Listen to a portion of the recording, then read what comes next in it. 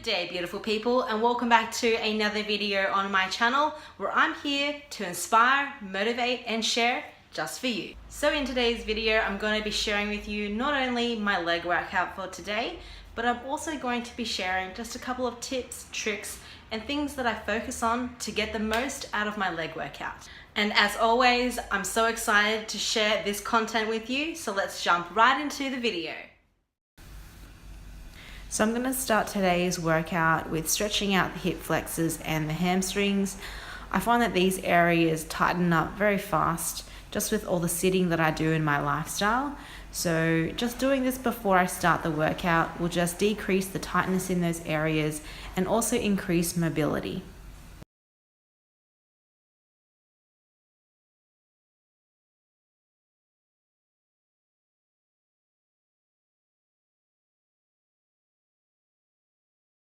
I'll then shake myself out a little and then prep myself for some squatting. I'm going to start off with running through the motion of this exercise, and I really think about the glutes and also familiarize myself with how low I should really squat. To really fire up my glutes, I don't want to squat past the level of my knee. Now adding the barbell, I always check my feet are just out of shoulder width distance and slightly angled out.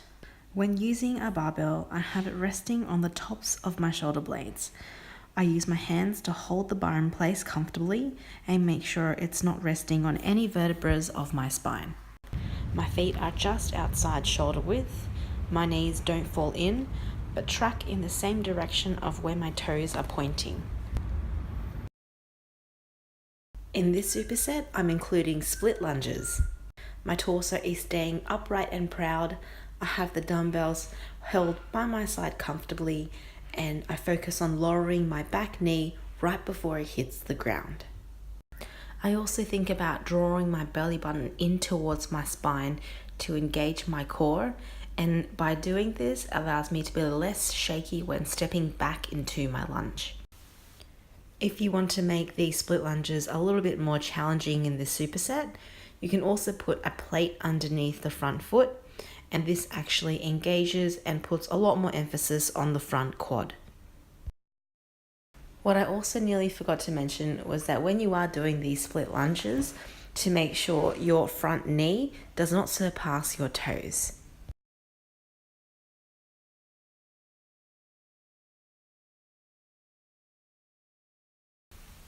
Moving on to the second superset, I'm going to be starting off with some sumo squats, and I love incorporating these because they heavily work on the glutes. I focus on keeping my back upright and squeeze my glutes as I drive up through my heels.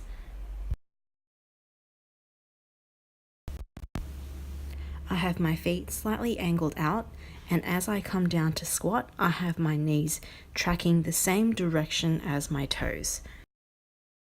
When I come down in my sumo squat, I make sure I only come down to knee level and then start my drive up from there.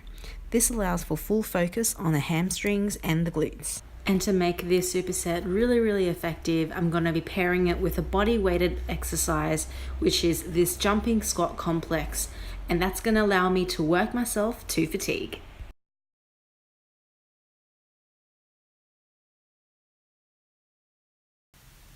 And to finish this great leg workout, I'm going to concentrate on burning out my glutes. So how I like to set myself for these hip ups is placing my hands by my sides and then moving them about half a hand out from my fingers.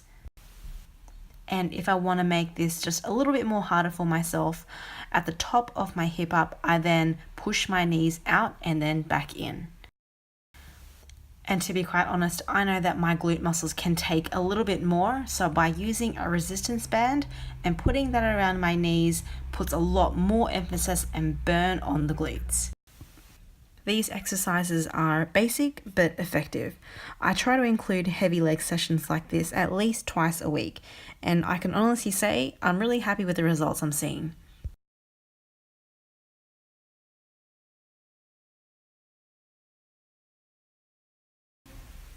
After a really big leg session, I always like to try and include some stretches. So I'm going to be showing you guys just a really basic number of stretches that I like to include after working my hamstrings, my glutes, and my quads.